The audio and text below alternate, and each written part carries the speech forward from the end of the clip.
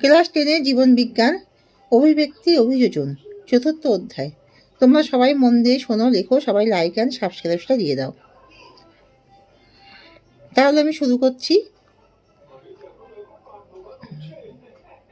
ক্যাকটাসের কাটা যে অঙ্গের রূপান্তর সেটি হলো পাতা। আধুনিক ঘোড়ার নাম হলো কি? ইকুয়াস। হর্ষই কয়হস্য অন্তুষ্য আকার অন্তুষা। নিচের কোনটি আন্তঃপ্রজাতি সংগ্রামকে নির্দেশ করে? একই জায়গায় ইঁদুর ধরে কোনটি নির্দেশ করে? ইঁদুর ধরে খাওয়ার জন্য সাপ ও প্যাঁচার মধ্যে সংগ্রাম। ল্যামার্কের তত্ত্বের সঙ্গে সম্পর্কিত শব্দগুচ্ছটি নিরূপণ করো। অর্জিত গুণের বংশানুসরণ। পায়রার ফুসফুসের সঙ্গে যুক্ত বায়ুথলির সংখ্যা হলো 9। নিচের কোন প্রাণীর বিশেষ নৃত্যভঙ্গি দ্বারা নিজ দলের অন্য সদস্যদের সাথে খাদ্যের উৎস সংক্রান্ত তথ্য আদান প্রদান করে তা শনাক্ত করো। মৌমাছি। তিমির, ফিলিপার, পাখির ডানা, মানুষের হাত হলো সমস্ত অঙ্গ। কুমিরের হৃৎপিণ্ডের প্রকোষ্ঠের সংখ্যা হলো 4।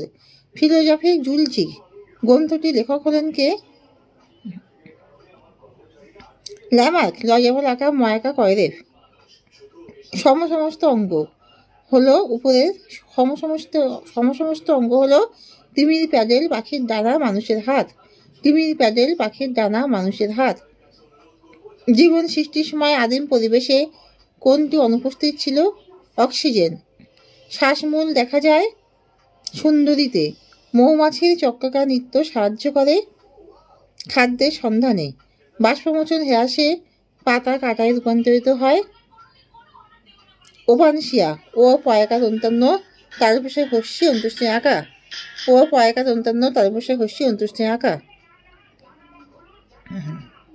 একটি জীবান্ত জীবাশ্ম উদ্ভিদের উদাহরণ হলো গিংখেগো বাইলোবা।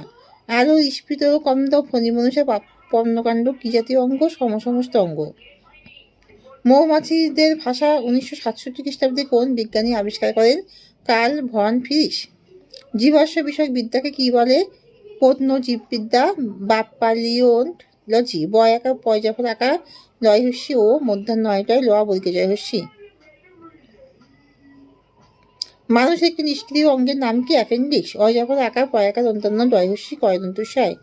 প্রথম উৎপন্ন নিউক্লিক অ্যাসিডটির নাম কি? RNA। উভচর প্রাণীর হৃৎপিণ্ডে কয়টি প্রকোষ্ঠ? 3টি। ডারউইন কোন গ্রন্থে তার প্রাকৃতিক নির্বাচনবাদের ব্যাখ্যা দেন? On the origin of species by means of natural selection গ্রন্থে। বিবর্তনের ফলে উৎপন্ন কার্যহীন অঙ্গকে কি বলে? নিষ্ক্রিয় অঙ্গ। জীবের উৎপত্তি সম্পর্কিত জৈব রাসায়নিক মতবাদের প্রবক্তা কে? ওপারিন ও হ্যালডেন।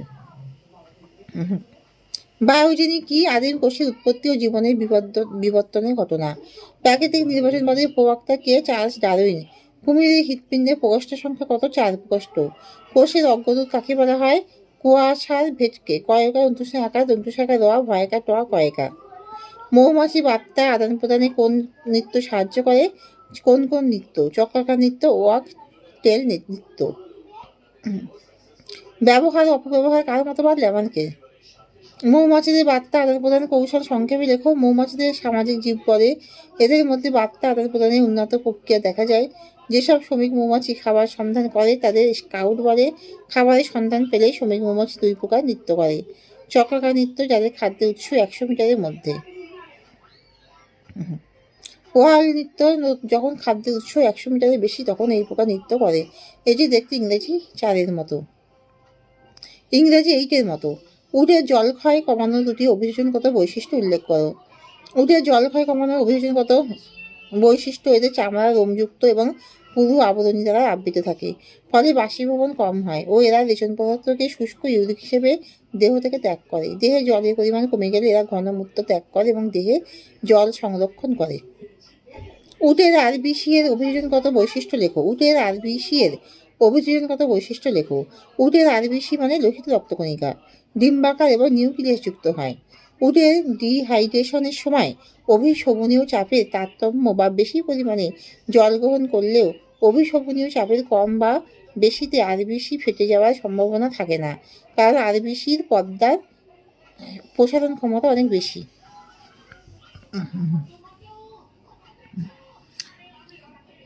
সমসমস্ত অঙ্ক কাকে বলে? উদাহরণ দাও। যেসব অঙ্গ উৎপত্তি গঠনগতভাবে এক কিন্তু কার্যগতভাবে আলাদা তাতে সমসমস্ত অঙ্ক বলে।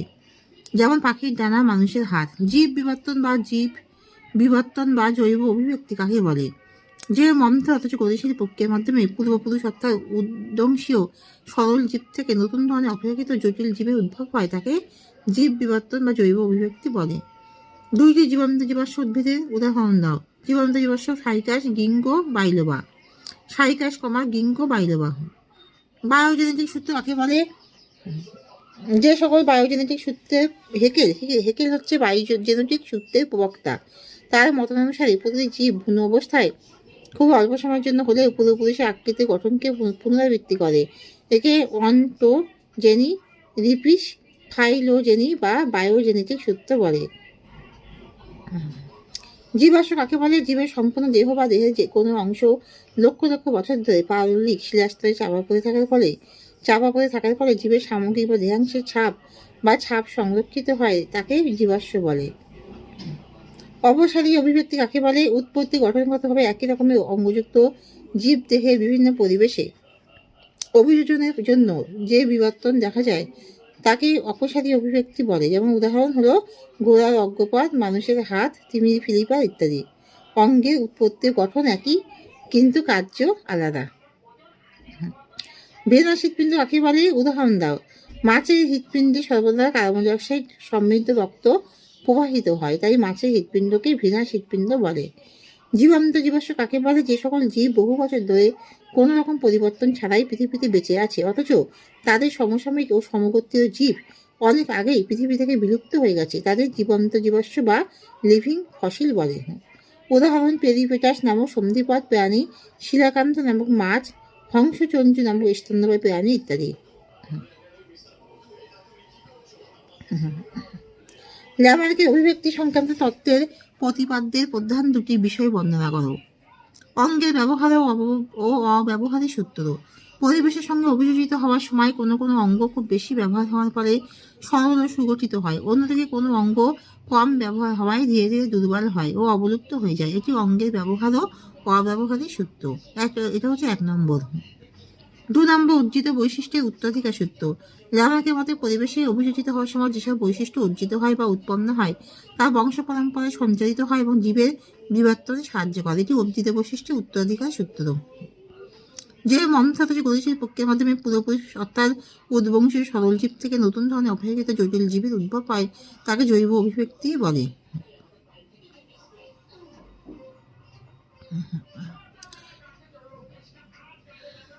বিভিন্ন মেরুদণ্ডী প্রাণী হৃৎপিণ্ডের তুলনামূলকভাবে অঙ্গ সংস্থান থেকে অভিব্যক্তির প্রমাণ সম্পর্কে পাওয়া যায়।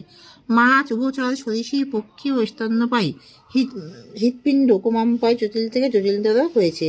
মাছের হৃৎপিণ্ড একটি অলিন্দ একটি নিলয় নিয়ে গঠিত।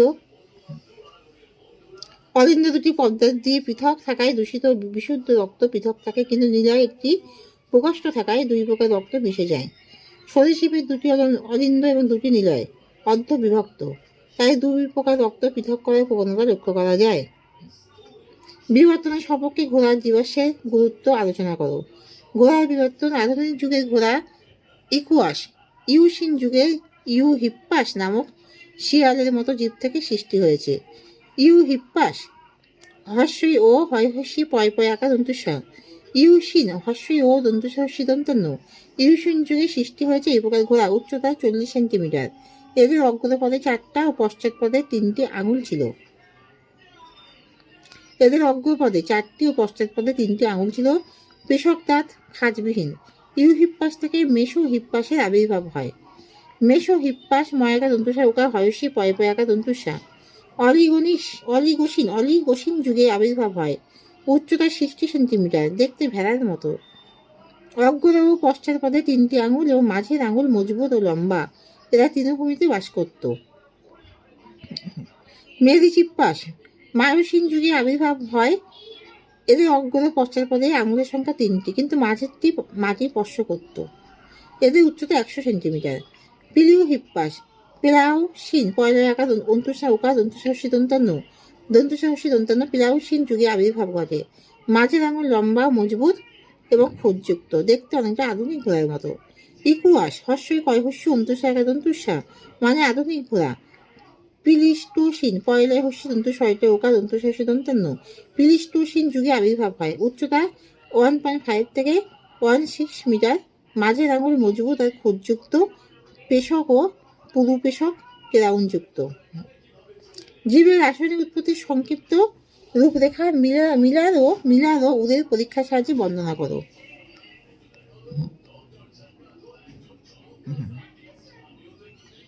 মিলার ও উদের পরীক্ষা প্রমাণ করে জীবের রাসায়নিক উৎপত্তি সঠিক।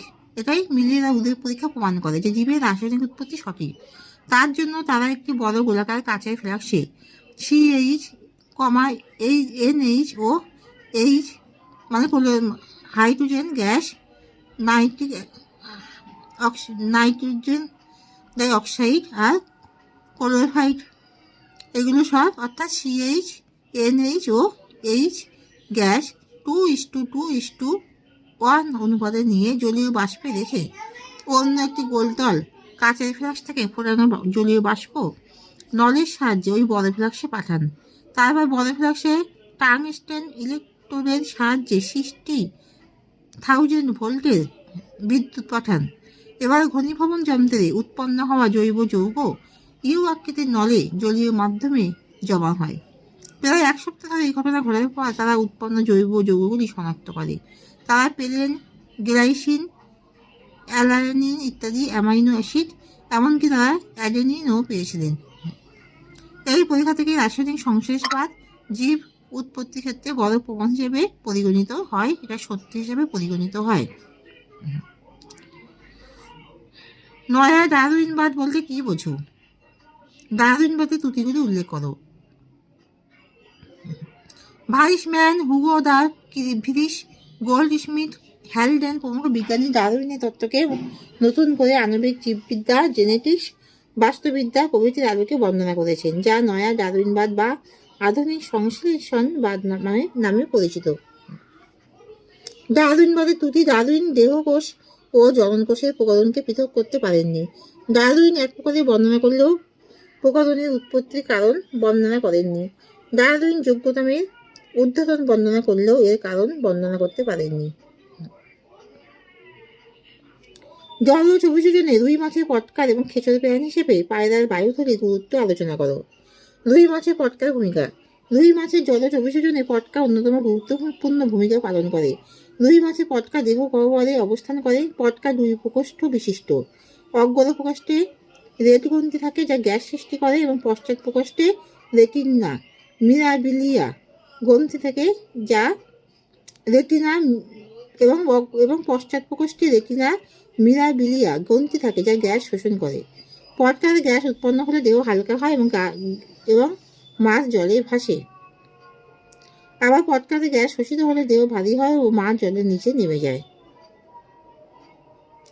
এইভাবে মাছের পটকা মাছকে জলে ভাসতে ও জলের নিচে নামতে সাহায্য করে। পায়রার বায়ুথলির ভূমিকা: বায়ুতে ওড়ার জন্য পায়রার বায়ুথলি গুরুত্বপূর্ণ ভূমিকা পালন করে। পায়রার ফুসফুসের সঙ্গে 9টি বায়ুথলি যুক্ত থাকে। বায়ুথলিগুলি বায়ুপূর্ণ থাকার জন্য দেহ হালকা হয়, ফলে সহজে পায়রা উঠতে পারে। অভিব্যক্তি সপক্ষে পরোক্ষ প্রমাণ হিসাবে মেরুদণ্ডী প্রাণীদের অগ্রপদের সদৃশ ব্যাখ্যা করো। সমস্ত অঙ্গ: বিভিন্ন প্রকার প্রাণীর যে সকল অঙ্গ উৎপত্তিগত ও গঠনগতভাবে একই কিন্তু কার্যগতভাবে আলাদা তাদের সমস্ত অঙ্গ বলা হয়। যেমন পাখির ডানা, বাদুড়ের ডানা, শিল বা তিমির অগ্রপাত, ঘোড়ার অগ্রপাত এবং মানুষের অগ্রপাত হলো সমস্ত অঙ্গ। এদের উৎপত্তি গঠন একই রকমের। প্রত্যেকটি অঙ্গ হিউমেরাস, রেডিয়াস ও অ্যালনা, কর্পাল ও মেটাকর্পাল এবং ফ্যালেন্স ফলে আকার লয়কায় ন্যায়বৈকৃত তন্তুসা অস্থি নিয়ে গঠিত এবং প্রত্যেকটি পেক্টোরাল গার্ডেল নামে হাড়ের সাথে যুক্ত আর বিভিন্ন প্রকার কাজ করে। যেমন পাখি ও বাদুড়ের অগ্রপাত ওড়ার জন্য, তিমির অগ্রপাত সাঁতার কাটার জন্য, ঘোড়ার অগ্রপাত দৌড়ানোর জন্য, মানুষের অগ্রপাত বিভিন্ন প্রকার কাজের জন্য ব্যবহৃত হয়। ল্যামার্কের মতবাদের সপক্ষ বিপক্ষে উদাহরণ দাও। ল্যামার্কের সপক্ষে উদাহরণ: ল্যামার্কের মতে বহু বছর আগে ছোট গলাযুক্ত জিরাফের আবির্ভাব হয়েছিল। পরবর্তীকালে ঘাস ও ছোট উদ্ভিদ হ্রাস পাওয়ার কারণে খাদ্যাভাব দেখা দেয়। ফলে জিরাফ উঁচু গলায় পাতা খাওয়ার চেষ্টা করে এবং কালক্রমে লম্বা গলা ও লম্বা পাযুক্ত জিরাফের আবির্ভাব হয়। ল্যামার্কের মতবাদের বিপক্ষে যুক্তি বিজ্ঞানী ভাইসম্যান ইঁদুরের উপরে পরীক্ষা করে ল্যামার্কের মতবাদকে ভুল বলে যুক্তি দেন। তিনি প্রথমে একজোড়া ইঁদুর দম্পতির লেজ কেটে দেন এবং প্রজনন ঘটান। দেখা গেল অপত্যদের লেজ আছে। তিনি এইভাবে 35 জন পর্যন্ত লেজ কাটলেন, কিন্তু তা সত্ত্বেও লেজবিহীন ইঁদুর সৃষ্টি করা সম্ভব হয়নি। জীবাশ্ম কাকে বলে? জীবাশ্মের গুরুত্ব দেখো। দীর্ঘকাল যাবৎ ভূগর্ভে পাললিক শিলাস্তরে চাপা পড়ে থাকা জীবের সমগ্র দেহ বা আংশিক দেহ বা ছাদকে জীবাশ্ম বলা হয়। জীবাশ্মের গুরুত্ব: জীবাশ্ম আধুনিক যুগের জীবের পূর্বপুরুষের অস্তিত্ব খুঁজে পেতে সাহায্য করে। জীবাশ্ম প্রাণী বা উদ্ভিদের বয়স ও সৃষ্টির সময়কাল জানতে সাহায্য করে। জীবাশ্ম লুপ্ত প্রাণী উদ্ভিদের ভৌগোলিক বিস্তার জানতে সাহায্য করে। জীবাশ্ম দুটি ভিন্ন গোষ্ঠীর প্রাণী বা উদ্ভিদের মধ্যে সংযোগ রক্ষাকারী জীবের অধ্যয়নে এক প্রকার জীব থেকে অপর প্রকার জীবের উৎপত্তি বিষয়ে ধারণা দিতে সাহায্য করে।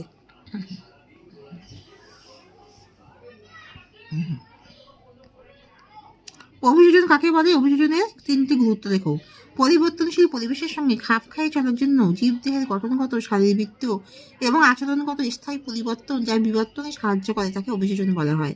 এর গুরুত্বগুলি হলো: পরিবেশের সাথে খাপ খাইতে সাহায্য করে, 1 নম্বর পরিবেশের সাথে মানিয়ে চলতে সাহায্য করে, 2 নম্বর অভিযোজন প্রতিকূল পরিবেশকে সহজে অতিক্রম করতে সাহায্য করে, 3 নম্বর হলো অভিযোজন জীবকে আত্মরক্ষায় সাহায্য করে। জলজ উদ্ভিদ বা জেরোফাইট কাকে বলে? জেরোফাইট ক্যাকটাস সাথে উদ্ভিদ যেমন ফণিমনুষা, শতমূলী ইত্যাদি শুষ্ক ও বালুকাময় পরিবেশে জন্মায়। এদের জাঙ্গল বা জেরোফাইট বলা হয়। কাণ্ড হলে কাণ্ড রসালো, সবুজ ও চ্যাপ্টা, একে পর্ণকাণ্ড বলে। এরা খর্বাকার এবং কাষ্ঠল হয়। বাষ্পমোচন রোধ করার জন্য কাণ্ডের ত্বক পুরু কিউটিকল যুক্ত। মূল সুগঠিত, দীর্ঘ ও শাখা প্রশাখাযুক্ত। পাতার বাষ্পমোচনের হার কমানোর জন্য পাতা কাদায় রূপান্তরিত হয়। নিম্নলিখিত অঙ্গগুলি অভিযোজনগত গুরুত্ব উল্লেখ করো। সুন্দরী শ্বাসমূল। লবণাক্ত মাটিতে অক্সিজেনের পরিমাণ কম থাকায় বেশ কিছু শাখা প্রশাখা মূল মাটির উপরে উঠে আসে, এদের শ্বাসমূল বলে।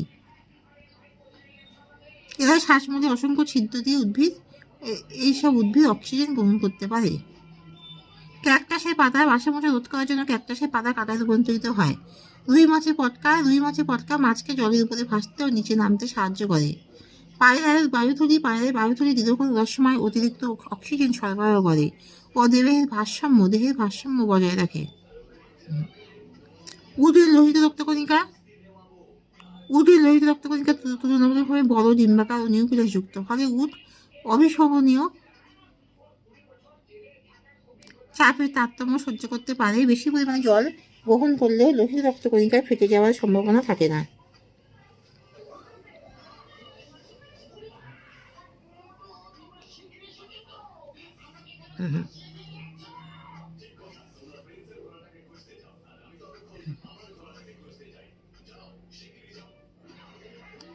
জীবাশ্ম কাকে বলে? দীর্ঘকাল যাবৎ ভূগর্ভে পাললিক শিলাস্তরে চাপা পড়ে থাকা জীবের সমগ্র দেহ বা আংশিক দেহ বা ছাপকে জীবাশ্ম বলে।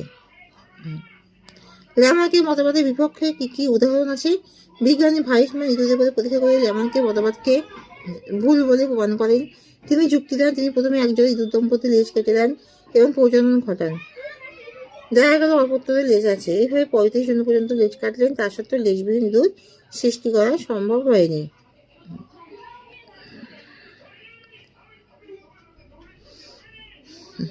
সমস্ত অঙ্গ কাকে বলে? বিভিন্ন প্রকার প্রাণী যে সকল অঙ্গ উৎপত্তি গঠনগতভাবে একই কিন্তু কার্যগতভাবে আলাদা তাকে সমস্ত অঙ্গ বলা হয়। পায়রায় বায়ুথলির ভূমিকা। বায়ু তোলার জন্য পায়রায় বায়ুথলিগুলি গুরুত্বপূর্ণ ভূমিকা গ্রহণ করে। পায়রার ফুসফুসের সঙ্গে 9টি বায়ুথলি যুক্ত থাকে। বায়ুথলিগুলি বায়ুপূর্ণ থাকার জন্য দেহ হালকা হয়, ফলে সহজে পায়রা উঠতে পারে।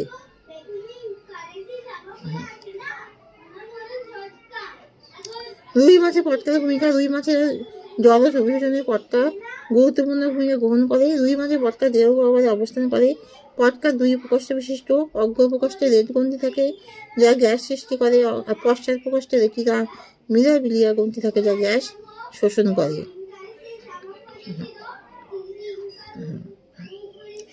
ডারউইনবাদের ত্রুটি হলো ডারউইন প্রকরণের বর্ণনা করলেও প্রকটনের উৎপত্তির কারণ বর্ণনা করেননি। ডারউইন দেহকোষ ও জননকোষের প্রকটনকে পৃথক করতে পারেননি। ডারউইন যোগ্যতমের উত্তরণ বর্ণনা করলেও এর কারণ বর্ণনা করতে পারেননি। ডারউইন পরিতক ব্যক্তি বা মিউটেশনকে প্রকৃতির খেলা বলেছিলেন। তো এখানে শেষ করছি। তোমার সবাই খুব ভালো থাকো, সুস্থ থাকো, ভালো করে তোমরা মন দিয়ে পড়াশোনা করো, এক মনে মনোসংযোগ দিয়ে যত তোমরা পড়াশোনা ভালোভাবে মনোসংযোগ করে করতে পারবে তত পড়াশোনা ভালোভাবে আত্মস্থ করতে পারবে। আর এই পড়াশোনায় তোমাদেরকে ব্রাইট কেরিয়ার করতে সাহায্য করবে। তাই তোমরা ভালোভাবে পড়াশোনা করো, মনোসংযোগ করে নিজেদের কেরিয়ারকে উন্নত করো, কেরিয়ারে উন্নতি হোক, আর তোমরা ভালোভাবে নিজেদের ভবিষ্যৎটাকে গুছিয়ে নাও। এটাই আমি চাই যে তোমাদের ভবিষ্যৎ খুব উজ্জ্বল হোক, ব্রাইট হোক। তোমরা সবাই খুব ভালো থাকো, সুস্থ থাকো। আর তোমরা সবাই কিন্তু আমাকে সাবস্ক্রাইবটা দিয়ে দাও, কারণ আমি তোমাদেরকে খুব মন দিয়ে পড়ালাম। খুব ভেরি ভেরি ইম্পর্টেন্ট প্রশ্নের উত্তর, যা তোমাদের খুবই কাজে লাগবে। তোমাদের খুবই ভালো করে মন দিয়ে আমি পড়িয়েছি। আমি তো মনে করছি যে আমি যথেষ্ট মন দিয়ে পড়ালাম। তোমাদের কেমন লেগেছে তোমরা কমেন্ট পাঠাও। আর তোমরা সবাই সাবস্ক্রাইবটা কিন্তু দিয়ে দিও। হ্যাঁ, আমি কিন্তু আশা করে থাকবো যে তোমরা সবাই সাবস্ক্রাইবটা দিয়ে দিয়েছো। ঠিক আছে।